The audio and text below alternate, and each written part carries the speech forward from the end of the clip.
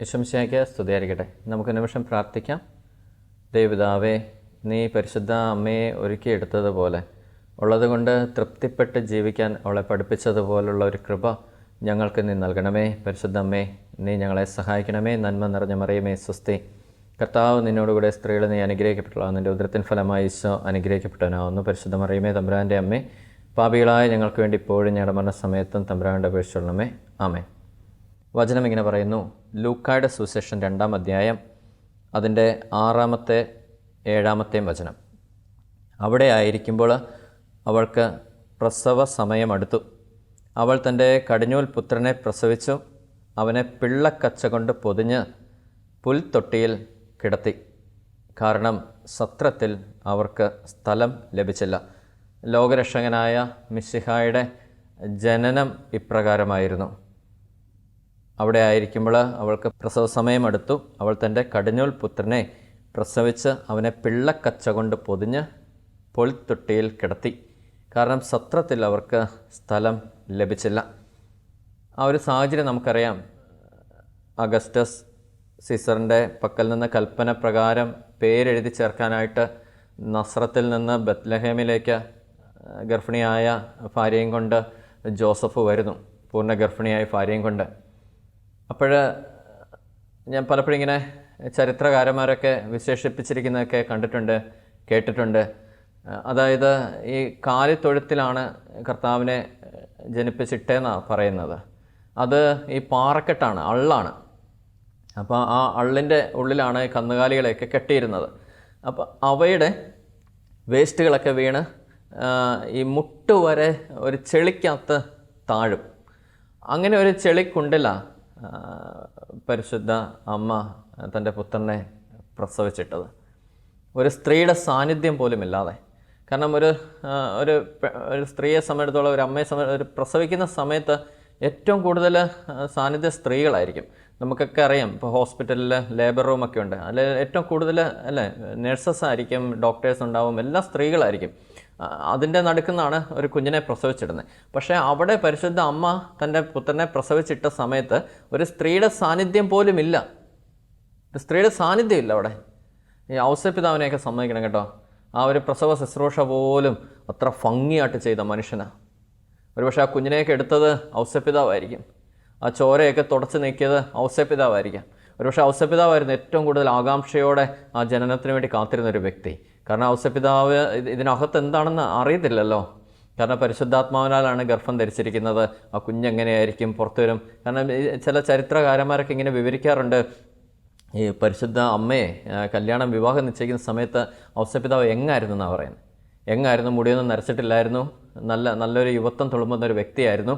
അപ്പം ഈ മാലാഖ വന്ന് ഔസേപ്പിതാവിനോട് പറയുന്നുണ്ട്, നീ സംശയിക്കരുത്, നീ സംശയിക്കേണ്ട, ഇതാണ് സംഭവം, ഇങ്ങനെയൊക്കെയാണ്, പരിശുദ്ധാത്മാവിനാലാണ് അവൾ ഗർഭം ധരിച്ചിരിക്കുന്നത്, അവളെ ഭാര്യയെ സ്വീകരിക്കാൻ ശങ്കിക്കേണ്ട, ഇത് ലോകരക്ഷകനായ മിശിഹായുടെ അമ്മയാണ്, അതിനെ സംരക്ഷിക്കാനുള്ളൊരു ഉത്തരവാദിത്തമാണ് നിന്നെ ഫലമേൽപ്പിക്കുന്നത്. ഒത്തിരി കാര്യങ്ങൾ മാലാഖ പറഞ്ഞു കൊടുത്തിട്ടുണ്ടാവും. 1-2 സെൻറ്റൻസിൽ തീർന്ന് കാണത്തില്ല അത്.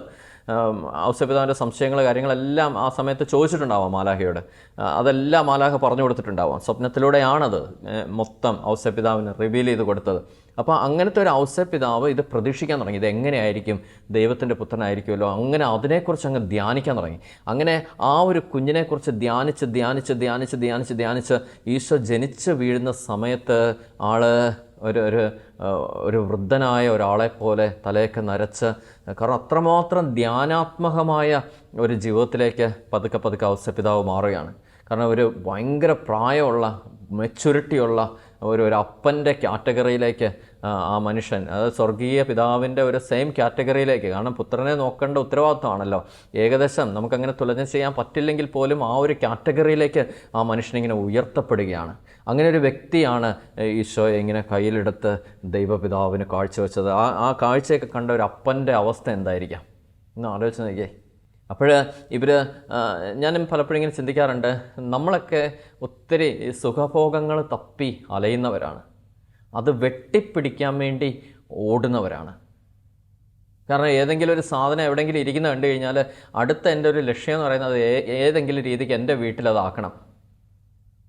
അതിനുവേണ്ടി ഞാൻ ഇനി കഷ്ടപ്പെടാൻ തുടങ്ങുകയാണ്. അങ്ങനെ സുഖസൗകര്യങ്ങളുടെ പുറകെ പോകുന്ന ഒരു കാലഘട്ടമാണിത്. ഒരു കംഫർട്ട് സോണിൽ എപ്പോഴും ആയിരിക്കാനായിട്ട് ആഗ്രഹിക്കുന്ന ഒരു കാലഘട്ടം. ഇനി ഒരു ചെറിയൊരു തലവേദന വന്നോ ഏറ്റവും വലിയൊരു മൾട്ടി സ്പെഷ്യാലിറ്റി ഹോസ്പിറ്റലിലേക്കാണ് നമ്മൾ ഊട്ടുന്നത്. അവിടുത്തെ ഏറ്റവും വലിയ സംഭവങ്ങളാണ് നമ്മൾ ചെയ്യുന്നത്.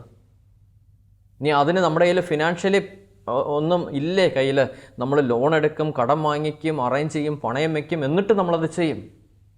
പക്ഷേ ഇവിടെ പരിശുദ്ധ അമ്മയുടെയും ഔസേപ്പിതാവിൻ്റെയും ജീവിതം എടുത്തു കഴിഞ്ഞാൽ, അതായത് കിട്ടുന്നത് കൊണ്ട്, ഉള്ളത് കൊണ്ട് തൃപ്തിപ്പെടുന്ന ഒരു ജീവിതം, ധന്യമായ ഒരു ജീവിതം, ഉള്ളത് കൊണ്ട് തൃപ്തിപ്പെടുന്ന ഒരു ജീവിതം.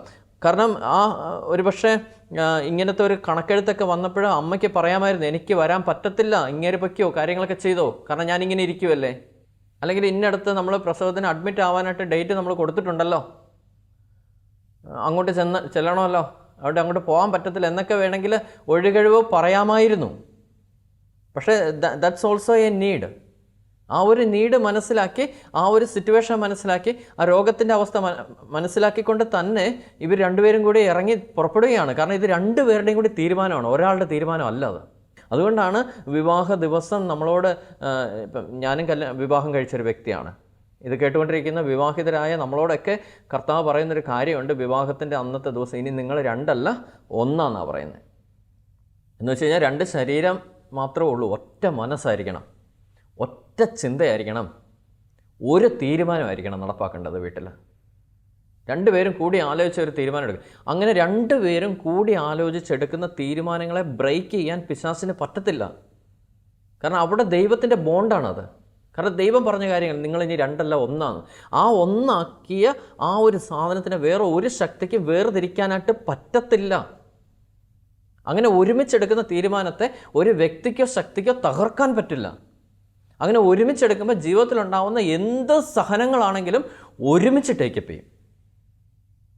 പക്ഷേ സെപ്പറേറ്റ് എടുക്കുന്ന തീരുമാനങ്ങളുടെ മേലെ പഴി ചാരപ്പെടും. ഇപ്പം ഞാൻ എൻ്റെ വീട്ടിൽ ഒറ്റയ്ക്ക് ഒരു തീരുമാനം എടുക്കുകയാണ്, അത് ഇംപ്ലിമെൻ്റ് ചെയ്യുവാണ്, അതിനകത്ത് ഉണ്ടാകുന്ന വിഷയങ്ങളുടെ മേലെല്ലാം ഞാൻ പഴി ചാരക്കേണ്ടി വരും. എൻ്റെ ജീവിത പങ്കാളി എന്നെ കുറ്റപ്പെടുത്തും, നീ അന്നങ്ങനെ ചെയ്തുകൊണ്ടല്ലേ ഇങ്ങനെയൊക്കെ സംഭവിച്ചതെന്ന് ചോദിക്കും. ഇനി അദ്ദേഹം ഒരു തീരുമാനം എടുക്കുന്നു, അദ്ദേഹം അവിടെ ഒരു കാര്യം നടപ്പാക്കുന്നു, ഇനി അതിലെന്തെങ്കിലും വീഴ്ച വന്നാൽ ഞാൻ പറയും, നീ എന്തിനാ അങ്ങനെ ചെയ്തത്, നിൻ്റെ തീരുമാനമായിപ്പോയില്ലെന്ന് ചോദിക്കും. ഇനി കുഞ്ഞുങ്ങളുടെ കാര്യത്തിൽ അങ്ങനെയാണ്, ഒരുമിച്ച് പ്രാർത്ഥിച്ചൊരു തീരുമാനം എടുക്കണം കുഞ്ഞുങ്ങളുടെ കാര്യത്തിൽ. അത് നിങ്ങളുടെ വിദ്യാഭ്യാസത്തിൻ്റെ കാര്യമായിക്കൊള്ളട്ടെ, എന്തെങ്കിലും ഒരു ഡ്രസ്സ് വാങ്ങിക്കുന്ന കാര്യമായിക്കോട്ടെ, ഒരു ഹോസ്പിറ്റലിൽ കാണിക്കുന്ന കാര്യമായിക്കോട്ടെ, ഒരുമിച്ച് ചേർന്ന് പ്രാർത്ഥിച്ച് ഒരു തീരുമാനം എടുക്കണം. എവിടെ ചേർക്കേണ്ടത്, ഏത് സ്കൂളിലാണ് പഠിപ്പിക്കേണ്ടത്, എങ്ങനെ അവരെ നോക്കിയെടുത്തേണ്ടത്. അങ്ങനെ വരുമ്പോൾ കുഞ്ഞുങ്ങൾക്ക് എന്തെങ്കിലും ഒരു വീഴ്ച വന്നാൽ പോലും ഒരുമിച്ച് ടേക്കപ്പ് ചെയ്യും. കുഞ്ഞുങ്ങളെ ഒരുമിച്ച് കെയർ ചെയ്യും. സ്നേഹം കൊടുക്കുന്ന ഒരുമിച്ചായിരിക്കണം, പ്രാർത്ഥിക്കാൻ പഠിപ്പിക്കുന്ന ഒരുമിച്ചായിരിക്കണം. അപ്പനും അമ്മയും ചേർന്നിരുന്ന് പ്രാർത്ഥിക്കുന്നത് കുഞ്ഞുങ്ങൾ കാണണം. അങ്ങനെ വരുമ്പോഴേ അതുങ്ങൾ നമ്മുടെ കൂടെ ഇരുന്ന് പ്രാർത്ഥിക്കത്തുള്ളൂ. അങ്ങനെ ഒരു കൂട്ടായ്മ രൂപപ്പെട്ട് വരണം. അങ്ങനെ ഒരുമിച്ച് പ്രാർത്ഥിക്കുന്ന ഒരു കുടുംബം ഉണ്ടെങ്കിൽ അത് ഭയങ്കര ശക്തിയാണ്. ഇനി ഒരുമിച്ച് പള്ളിയിൽ പോകുന്ന കാണണം, കുർബാനയ്ക്കൊക്കെ ഒരുമിച്ച് പോകണം, കുഞ്ഞുങ്ങളെയൊക്കെ അടുത്ത് നിർത്തി പഠിപ്പിക്കണം. നമ്മൾ കൈകൂപ്പാൻ പഠിപ്പിക്കണം, മുട്ടുകുത്താൻ പഠിപ്പിക്കണം, കുരിശ് വരയ്ക്കാൻ പഠിപ്പിക്കണം, കൊന്ത ചൊല്ലാൻ പഠിപ്പിക്കണം. അങ്ങനെ ഒരു ആത്മീയതയൊക്കെ നമ്മൾ പകർന്നു കൊടുക്കണം. അത് ഒരുമിച്ചെടുക്കുന്ന തീരുമാനങ്ങളാണ് ശക്തിപ്പെടുന്നത്. അങ്ങനെ ഒരുമിച്ചെടുക്കുന്ന തീരുമാനങ്ങളുടെ മേലെ കർത്താവിൻ്റെ ആത്മാവ് ചലിക്കും. അങ്ങനെ ഇവരും ഒരുമിച്ചൊരു ഡിസിഷൻ എടുക്കുകയാണ്, ഇങ്ങനെ പേരെഴുതാൻ പോകണം, ദാറ്റ് ഈസ് എ നീഡി. അങ്ങനെ ഒരുമിച്ച് പോയത് കൊണ്ടാണ് പരസ്പരം കുറ്റപ്പെടുത്താതെ അവർക്ക് ലഭിച്ച സ്ഥലത്തിൽ അവർ സാറ്റിസ്ഫൈഡ് ആവുകയാണ്. അവർക്ക് കാലിത്തൊഴുത്താണ് കിട്ടിയത്, കന്നുകാലികളെ കെട്ടിയിരുന്ന സ്ഥലം കിട്ടിയത്. നസ്രത്തിൽ സ്ഥലം കിട്ടിയില്ല. ഞാനൊക്കെ ഓർക്കാറുണ്ട്, കുറേ കാലങ്ങൾക്ക് മുമ്പ് എൻ്റെ കുഞ്ഞിന് ഒരു പ്രശ്നം വന്നു. എൻ്റെ രണ്ടാമത്തെ മോക്ക്, അവൾക്ക് എന്തോ ഫുഡ് കഴിച്ചിട്ടെന്തോ ഇൻഫെക്റ്റഡ് ആയിട്ട് ഇങ്ങനെ വയറ്റിൽ നിന്ന് പോകാൻ തുടങ്ങി. അപ്പം അന്ന് അവൾക്ക് ഏതാണ്ട് എനിക്കൊരു തോന്നുന്നു ഒരു 1.5 വയസ്സ് 1.25 വയസ്സേ ഉള്ളൂ. അന്ന് ഇവർ കാഞ്ഞിരപ്പള്ളിയിലാണ്. അപ്പം ഞാൻ എറണാകുളത്ത് ജോലിയിൽ നിൽക്കുന്നു. അപ്പോൾ വൈഫ് പെട്ടെന്ന് പറഞ്ഞു, ഇതുപോലെ കുഞ്ഞിനെ വയ്യ, അവിടെ കാണിച്ചിട്ട് കുറവാകുന്നില്ല. അപ്പം ഞങ്ങളങ്ങനെ പെട്ടെന്ന് കൊണ്ടുവന്നിട്ട് നമ്മൾ നേരെ, ഞാൻ രാത്രി ചെന്നു, പിക്ക് ചെയ്ത് കൊണ്ടുവന്നു, എറണാകുളത്തൊരു ഹോസ്പിറ്റലിൽ കാണിച്ച് അവർ മെഡിസിനൊക്കെ ഇട്ടു. പക്ഷേ പിറ്റേ ദിവസമായിട്ടും ഇത് നിൽക്കുന്നില്ല, വയറ്റിൽ നിന്ന് ഇങ്ങനെ കണ്ടിന്യൂസ് പോവാണ്. അങ്ങനെ കുഞ്ഞ് തളർന്നു കഴിഞ്ഞിട്ട് ഞാൻ കുഞ്ഞിനെ എടുത്ത്, അന്ന് ഞങ്ങൾക്ക് ബൈക്കേ ഉള്ളൂ, ഒരു സ്കൂട്ടറേ ഉള്ളൂ, എന്നിട്ട് കുഞ്ഞിനെയും വെച്ച്, മൂത്തവനും ഉണ്ട്, അപ്പോൾ അവനെയും ഫ്രണ്ടിലിരുത്തി കുഞ്ഞിനെയും വൈഫ് പിടിച്ചേക്കുക. ഞങ്ങൾ ബാഗിനകത്ത് കുറച്ച് ഡ്രസ്സൊക്കെ ഇട്ടിട്ട് ഞങ്ങൾ എവിടെയെങ്കിലും അഡ്മിറ്റ് ആവണം എന്ന് ഞങ്ങൾ ചിന്തിച്ചു. കാരണം അത്രയ്ക്ക് സീരിയസ് ആയിരുന്നു ആ കുഞ്ഞിന്. എൻ്റെ കുഞ്ഞിനെയും കൊണ്ട് നമ്മൾ പോകാത്ത ഹോസ്പിറ്റലൊന്നുമില്ല. ആ ഇടയ്ക്ക് എന്തോ ഒരു ഈ കോവിഡിനൊക്കെ ഒത്തിരി മുമ്പാണ്, ഇങ്ങനെ ഭയങ്കര പനിയുടെ സീസണാണ്. ഹോസ്പിറ്റലിൽ കംപ്ലീറ്റ് നിറഞ്ഞു കിടക്കുക, പേഷ്യൻസ് നിറഞ്ഞു കിടക്കുകയാണ്. എന്നിട്ട് നമ്മളൊരു ഹോസ്പിറ്റലിൽ ചെല്ലുന്നു, അവിടെ ഇരിക്കാൻ പോലും സ്ഥലമില്ല. അവിടെ നിന്ന് എടുത്ത് അടുത്തടുത്തോട്ട് പോകുന്നു. കാരണം അന്നൊക്കെ അനുഭവിച്ച ഒരു സ്ട്രെസ്സ്, ഒരു വേദന എന്ന് പറയുന്നത്, അന്നൊക്കെ ഞാൻ ഈ ഔസപിതാവിനെ സ്മരിച്ചു. ഒരു ഡോറിൽ ചെന്ന് മുട്ടുന്നു, തുറക്കപ്പെടുന്നില്ല, അടയ്ക്കപ്പെടുക. അടുത്തടുത്ത് ചെന്ന് മുട്ടുന്നു, എത്ര പേരെ ഹെൽപ്പിന് വിളിച്ചിട്ടുണ്ടാവും. അവസാനം സകലതും നിഷേധിക്കപ്പെടുന്നു. ലാസ്റ്റ് ഈ കാലിത്തൊഴുത്തിൽ അവർക്ക് സ്ഥലം ഒരുക്കിയതുപോലെ തന്നെ ഞങ്ങളും ഒരു ഹോസ്പിറ്റലിൽ ചെന്നു. അവിടെ ചെന്നപ്പോൾ ഒരു ഡോക്ടറെ കൊടുത്ത മരുന്നെല്ലാം നോക്കിയിട്ട് പറഞ്ഞു, നേരത്തെ കൊടുത്ത മരുന്ന് ദാറ്റ്സ് ഇനഫ്, ഇത് കംപ്ലീറ്റ് പോയോ അത് ക്ലീൻ ആവത്തുള്ളൂ എന്ന് പറഞ്ഞ് ആശ്വസിപ്പിച്ച് നമുക്ക് തിരിച്ചു വരുന്നു. അങ്ങനെ ഈ ഒരു ഔസപിതാവിൻ്റെ അവസ്ഥയും സെയിം സിറ്റുവേഷനിലൂടെ കടക്കുകയാണ്. ഓരോ സ്ഥലത്ത് നിന്ന് വാതിൽ മുട്ടുന്നു, തുറക്കപ്പെടുന്നില്ല, അടുത്തടുത്ത് ചെന്ന് മുട്ടുന്നു, തുറക്കപ്പെടുന്നില്ല. അങ്ങനെ അവസാനം അവർക്കൊരു കാലിത്തൊഴുത്തിൽ അവർ എത്തപ്പെടുന്നു. അപ്പം അതിൽ അവർ സാറ്റിസ്ഫൈഡ് ആവുന്നു. കാരണം ആ ലഭിച്ച സ്ഥലത്തിൽ രണ്ടുപേരും അത് അക്സെപ്റ്റ് ചെയ്യുവാണ്. അത് മാത്രമേ കിട്ടിയിട്ടുള്ളൂ, ആ ഒരു മറ മാത്രമേ കിട്ടിയിട്ടുള്ളൂ. കാരണം ഇതുപോലെ നമ്മുടെ ജീവിതത്തിലും പല സാഹചര്യത്തിലൂടെ നമ്മൾ കടക്കുന്നവരാണ്. പല സാഹചര്യം ഉള്ളത് കൊണ്ട് തൃപ്തിപ്പെടാനുള്ള ഒരു കൃപയ്ക്ക് വേണ്ടി പ്രാർത്ഥിച്ചേ പറ്റത്തുള്ളൂ. ഉള്ളത് കൊണ്ട് തൃപ്തിപ്പെടാൻ നമ്മുടെ കയ്യിൽ ഇതേ ഉള്ളൂ. അതുകൊണ്ട് ജീവിക്കാനായിട്ട് നമ്മൾ എക്വിപ്ഡ് ആവണം. കടം വാങ്ങിക്കില്ല എന്നൊരു തീരുമാനം എടുത്തേ. ജീവിതത്തിൽ ഏറ്റവും അനുഗ്രഹിക്കപ്പെട്ട ഒരു തീരുമാനമായിരിക്കും അത്. ഇനി ഞാനൊക്കെ പലപ്പോഴും ഇങ്ങനെ ഓർത്തു പോകുന്നൊരു സംഭവമുണ്ട്. എൻ്റെ വൈഫ് 3ാമത് ക്യാരിങ് ആയി. മോള് 2 കുഞ്ഞുങ്ങൾ. ഇത് ആരെ നമ്മൾ ഡിപ്പെൻഡ് ചെയ്യും? ഇതെങ്ങനെ മുമ്പോട്ട് കൊണ്ടുപോകും? ആരെ നമ്മളെ സഹായിക്കും? ആകെ ഭയങ്കര പ്രശ്നമായി. പക്ഷേ എൻ്റെ ഉള്ളിൽ നമ്മളിങ്ങനെ പെട്ടെന്ന് ഇങ്ങനെ സ്ട്രഗിൾഡ് ആവത്തില്ല. 2 പേരും കൂടി ഒരുമിച്ചങ്ങ് സ്ട്രഗിളായി കഴിഞ്ഞാൽ വലിയ പ്രശ്നമാണല്ലോ. അപ്പോൾ ഈ സിറ്റുവേഷൻ നമ്മുടെ ജീവിതത്തിൽ പലപ്പോഴും ഹാൻഡിൽ ചെയ്തിട്ടുണ്ട്. കാരണം ഇങ്ങനെ ആരും ഇല്ലാത്തൊരവസ്ഥയിലേക്കൊക്കെ നമുക്കായിട്ട് അവിടെ നിന്നാണ് ദൈവം നമ്മളെ കൈപിടിച്ച്. അപ്പോൾ ദൈവം എന്തെങ്കിലും ചെയ്യുമെന്ന് നമുക്ക് 100% ഉറപ്പാണ്. അങ്ങനെ ഇരുന്ന സമയത്ത് ഇങ്ങനെ പതുക്കെ അത് ഇങ്ങനെ മുമ്പോട്ട് പോകാൻ തുടങ്ങി. പതുക്കെ അക്സെപ്റ്റ് ചെയ്ത് ഞങ്ങൾ പ്രാർത്ഥിക്കാൻ തുടങ്ങി. അങ്ങനെ ഞങ്ങൾക്കൊരു തീരുമാനം എടുക്കണം, ഏത് ഹോസ്പിറ്റലിൽ ചെന്ന് കാണിക്കണം. അങ്ങനെ തീരുമാനം എടുക്കേണ്ട സിറ്റുവേഷനായി. അപ്പോൾ ആദ്യത്തെ 2 ഡെലിവറി വൈഫിൻ്റെ വീട്ടിലാണ്. ഇനി 3ാമത്തെ നമുക്ക് അങ്ങോട്ടൊന്നും അവരെ ബുദ്ധിമുട്ടിക്കാനൊന്നും നമുക്ക് പറ്റത്തില്ല. അതുകൊണ്ട് അങ്ങോട്ട് ഇനി നാട്ടിലോട്ട് പോകാൻ പറ്റാത്തൊരു സിറ്റുവേഷൻ. അങ്ങനെ ഇരുന്ന സമയത്ത് നമ്മൾ കുറേ ഹോസ്പിറ്റലൊക്കെ അന്വേഷിച്ചപ്പോഴത്തേക്ക് നമ്മൾ റേറ്റൊക്കെ ഇങ്ങനെ ചോദിക്കാൻ തുടങ്ങി.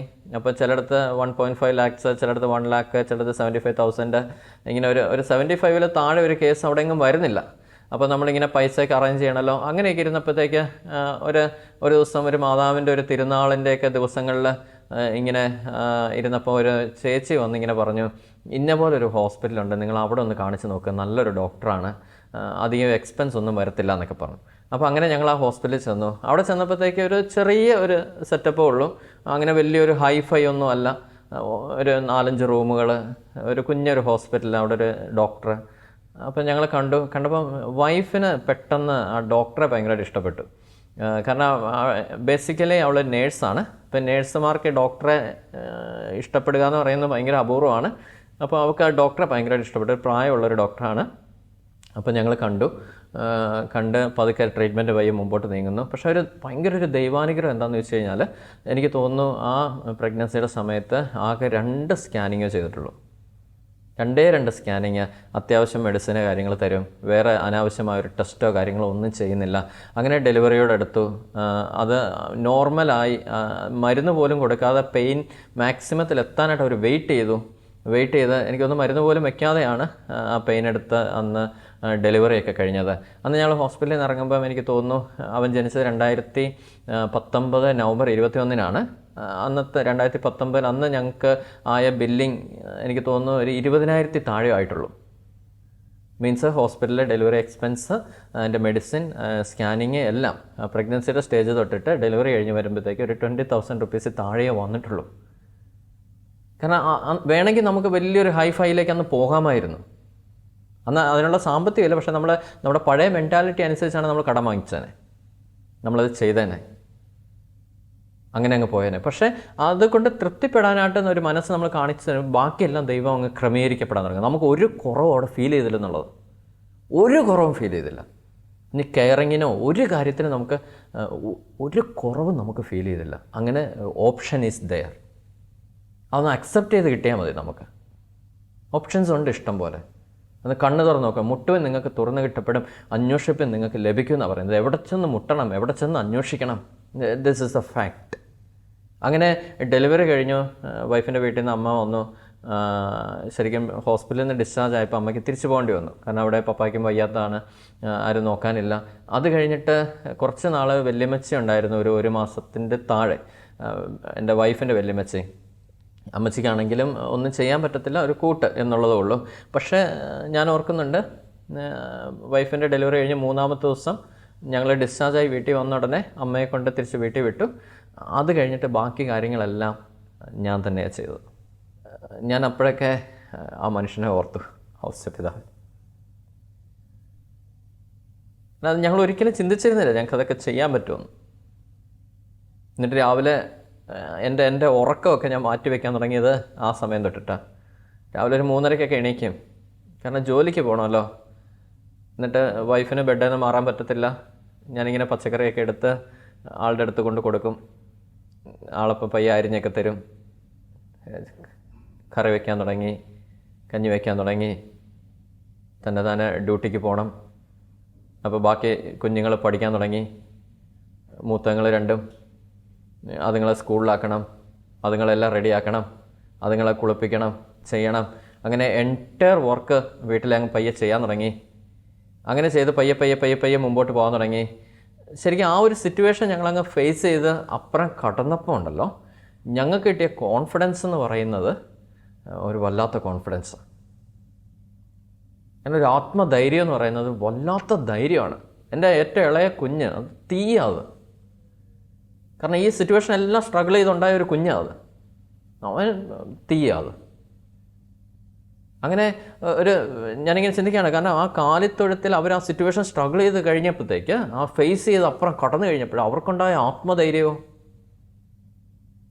അതിൻ്റെ ഊർജ്ജമായിരിക്കും കുഞ്ഞിനെ എടുത്ത് ഓട്ടിയത് ഈജിപ്തിലേക്ക്. ഒരുപക്ഷെ ആ ഒരു ശക്തി ആയിരിക്കാം കുരിശിൻ്റെ ചുവട്ടിൽ ധൈര്യമായിട്ട് പരിശുദ്ധ അമ്മ നിന്നത്, തൻ്റെ കുഞ്ഞ് യാഗമായി തീരുമ്പോഴും. അങ്ങനെ ഉള്ളത് കൊണ്ട് തൃപ്തിപ്പെടാനൊരു മൈൻഡിലേക്ക് നമ്മൾ എത്തണം. ഈ കഴിഞ്ഞിടയ്ക്കും വീട്ടിലിങ്ങനെ ഒരു സിറ്റുവേഷൻ ഉണ്ടായി. ഫിനാൻഷ്യലി ഇച്ചിരി ടൈറ്റായിട്ട് ഭയങ്കര ടൈറ്റായി. അപ്പോൾ അങ്ങനെ ആയിക്കഴിഞ്ഞപ്പോഴത്തേക്ക് ഞങ്ങൾക്കൊരു കാഞ്ഞിരപ്പള്ളിക്ക് പോകണം, നാട്ടിലേക്ക് പോകണം എന്നൊക്കെ ഒരു സിറ്റുവേഷനിൽ ഇങ്ങനെ നിൽക്കുകയാണ്. 4-5 ദിവസം അവിടെ ചെന്ന് നിൽക്കണം. അപ്പോൾ എന്നൊക്കെ കംപ്ലീറ്റ് നമ്മൾ അവോയ്ഡ് ചെയ്തു, പോകുന്നില്ലെന്ന് തീരുമാനിച്ചു. അപ്പം ഞാൻ ചോദിച്ചു, എന്തെങ്കിലും പൈസ റോൾ ചെയ്ത് പോകണോ? അപ്പോൾ എൻ്റെ വൈഫ് പറഞ്ഞൊരു കാര്യമുണ്ട്, വേണ്ട, റോൾ ചെയ്യണ്ട.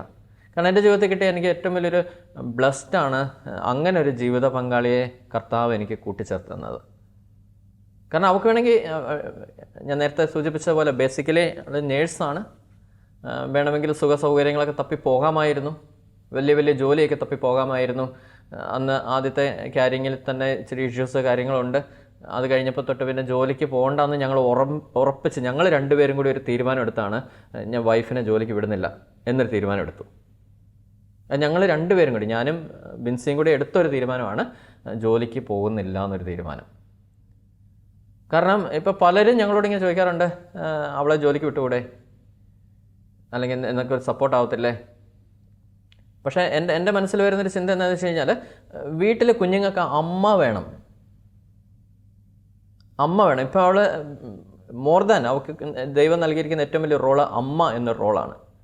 അത് അമ്മ വേണം, അത് കൂടിയേ പറ്റത്തുള്ളൂ. കാരണം സ്കൂൾ വിട്ട് വരുമ്പോൾ ഒരു അമ്മയുടെ തണൽ കുഞ്ഞുങ്ങൾക്ക് ഉണ്ടാവണം. കറക്റ്റ് സമയത്തിന് അതുങ്ങളെ ഒരു പാറ്റേൺ ആക്കി വളർത്തിക്കൊണ്ട് വരേണ്ടത് അമ്മയാണ്. അതുങ്ങളെ പ്രാർത്ഥിക്കാൻ പഠിപ്പിക്കേണ്ടത് അമ്മയാണ്. പള്ളിയിൽ പോകാൻ പഠിപ്പിക്കേണ്ടത് അമ്മയാണ്. ഈശോയെ കാണിച്ചു കൊടുക്കേണ്ടത് അമ്മയാണ്. നന്നായിട്ട് കാര്യങ്ങൾ ചെയ്യാനായിട്ട് വീട്ടിൽ ട്രെയിനിങ് കൊടുക്കേണ്ടത് അമ്മയാണ്. അതിന് അമ്മ വീട്ടിലുണ്ടാവണം. അമ്മ ഇല്ലാത്ത വീട് ഈ അണഞ്ഞു പോയ വിളക്കുള്ളതുപോലെ. അതിന് അമ്മ കൂടെ പറ്റത്തുള്ളൂ, വീട്ടിലിരുന്നേ പറ്റത്തുള്ളൂ. അങ്ങനെ ഒരു സിറ്റുവേഷനിൽ പതുക്കെ ഞങ്ങൾ അങ്ങനെ തീരുമാനം എടുത്താൽ ഇന്ന് വരെ എന്നോടൊരു കാര്യം ചോദിച്ചിട്ടില്ല കക്ഷി. എനിക്കിത് വേണം, അത് വേണം, ഇന്നത് വാങ്ങിച്ചതാ, എവിടുന്ന്, ഒന്നും ചോദിച്ചിട്ടില്ല. ഒരു ഡ്രസ്സ് പോലും എന്നോട് ചോദിച്ചിട്ടില്ല. ഇനി വല്ലപ്പോഴും ഒരു ഡ്രസ്സ് എടുക്കാൻ നിർബന്ധിച്ച് വിളിച്ചു കഴിഞ്ഞാൽ വരില്ല. അല്ലാതെ നിർബന്ധിച്ച് വല്ലതും കൊണ്ടുപോയി കഴിഞ്ഞാൽ എന്തെങ്കിലും ഒഴുകഴിവ് പറഞ്ഞ് കക്ഷി മാറും. അത് എന്നെ ഇങ്ങനെ പയ്യെ അനലൈസ് ചെയ്യും. എൻ്റെ കയ്യിൽ പൈസ ഉണ്ടോ, സിറ്റുവേഷൻ എങ്ങനെയാണ്, ഇനി മുമ്പോട്ട് പോകാനായിട്ട് ക്യാഷ് ഉണ്ടോ, അതൊന്നും ഇല്ലെന്ന് അറിഞ്ഞു കഴിഞ്ഞാൽ അനങ്ങത്തില്ല. പിള്ളേർക്കൊന്നും വാങ്ങിക്കണ്ടെന്ന് പറയും. അത് മതി, ഉള്ളതുകൊണ്ട് പോയാൽ മതി എന്ന് പറയും. എന്നിട്ട് പുറത്തുനിന്നൊരു സാധനം ഒന്നും വാങ്ങിക്കേണ്ടെന്ന് പറയും. വേറൊരു ആഡംബര ജീവിതത്തിലേക്ക് ഒന്നും വേണ്ടെന്ന് പറയും. ഇനി ഒരു കല്യാണമോ ഫംഗ്ഷനോ അല്ലാണ്ട് നീ ഒറ്റയ്ക്ക് വയ്ക്കോളാൻ പറയും. ഇനി നമ്മുടെ കയ്യിൽ അത്യാവശ്യം ബാലൻസ് കാര്യങ്ങളുണ്ടെങ്കിൽ മാത്രം നമുക്ക് ഫാമിലിയോടെ പോകാമെന്ന് പറയും. കാരണം അങ്ങനെ ഉള്ളത് കൊണ്ട് തൃപ്തിപ്പെട്ട് ജീവിക്കാൻ പഠിച്ചു കഴിഞ്ഞപ്പോൾ കിട്ടുന്നൊരു മനസ്സമാധാനം ഉണ്ടല്ലോ, അത് വലുതാണേ. കാരണം വേണ്ടാത്ത ബാധ്യതകളൊന്നും തല കയറുന്നില്ല, പ്രത്യേകിച്ച് സാമ്പത്തിക ബാധ്യതകൾ. കാരണം മന്ത്ലി സാലറിയൊക്കെ വെച്ച് കുടുംബം പോറ്റുന്നവർക്ക് അവരുടെ കാര്യം നമുക്കറിയാം. ഡബിൾ കോട്ട് ബെഡിൽ സിംഗിൾ കോട്ട് ബെഡ്ഷീറ്റ് ഇട്ട് എത്തിക്കുന്ന പോലെ ഇതെങ്ങും എത്തത്തില്ല, എവിടെയെങ്കിലുമൊക്കെ ഗ്യാപ്പ് വരും. പക്ഷെ അവസാനം നമ്മൾ എത്തിക്കണ്ടേ? നമ്മൾ ഉള്ളത് കൊണ്ട് തൃപ്തിപ്പെടാൻ പഠിച്ചു കഴിഞ്ഞാൽ ആ സിംഗിൾ കോട്ട് ബെഡ്ഷീറ്റ് കൊണ്ട് നമുക്ക് എത്തിക്കാൻ പറ്റും. അതിന് നമുക്ക് മാതൃക തരുന്നത് പരിശുദ്ധ അമ്മയും ഔസേപ്പിതാവുമാണ്. അവർക്ക് ആകെ കിട്ടിയത് കാലിത്തൊഴുത്താണ്, അതിൽ അവർ സാറ്റിസ്ഫൈഡ് ആവുകയാണ്. അതുകൊണ്ട് നമുക്ക് എന്താണോ ഉള്ളത്, നമുക്ക് എന്താണോ ഉള്ളത് അതിൽ നമ്മൾ സംതൃപ്തരാവണം, അതിൽ തൃപ്തരാവണം. അതുകൊണ്ട് ജീവിക്കാനായിട്ട് നമ്മൾ പഠിക്കണം. അതുകൊണ്ട് ജീവിക്കാൻ മുമ്പോട്ട് പോയി കഴിഞ്ഞാൽ നമുക്ക് വരുന്ന ബാലൻസ് എല്ലാം മറ്റുള്ളവർക്ക് നന്മയായിട്ട് മാറുന്ന കാര്യങ്ങളിലേക്ക് നീങ്ങപ്പെടാൻ തുടങ്ങും. നമ്മൾ ഒത്തിരി നന്മയുടെ വ്യക്തിത്വങ്ങളായി മാറാൻ തുടങ്ങും. ഒത്തിരി കൃപകൾ നമ്മളിൽ നിന്ന് ഒഴുകാൻ തുടങ്ങും. അതുകൊണ്ട് നമുക്കും പരിശുദ്ധ അമ്മയോട് ചേർന്ന് നടക്കാം. ഉള്ളത് കൊണ്ട് ജീവിക്കാനായിട്ടുള്ള ഒരു പുണ്യം പരിശുദ്ധ അമ്മ ജീവിച്ച് കാണിച്ചതുപോലെ നമുക്കും ആ ഒരു പുണ്യത്തിന് വേണ്ടി ദാഹിക്കാം, പരിശീലിച്ച് തുടങ്ങാം. ദൈവമേ, നീ എനിക്ക് എന്താണോ തന്നിരിക്കുന്നത് അതുകൊണ്ട് തൃപ്തകരമായിട്ട് ജീവിക്കാൻ എന്നെ പഠിപ്പിക്കണമേ. ഔസേപ്പിതാവേ, കുടുംബത്തിൻ്റെ പാലക, നീ ഞങ്ങൾക്ക് കൂട്ടായിരിക്കണമേ. ആമേൻ.